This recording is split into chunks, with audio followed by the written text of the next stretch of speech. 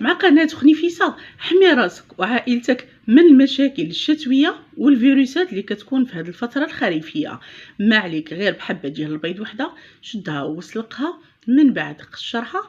واكيد هذه الوصفه اللي غادي نعطيك غتنفعك حتى الكحه والسعال والرشح وكذلك ضيق التنفس الا كنتي كتعاني من مشكل ديال الحساسيه.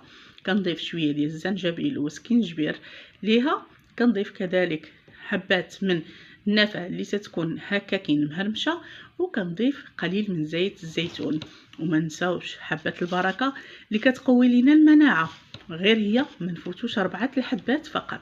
نمرمدها في هذا الخليط ومن بعد نتناولها او ناكلها في الليل من بعد ما كنكون كملت العشاء ديالي وما تنشربش من وراها الماء.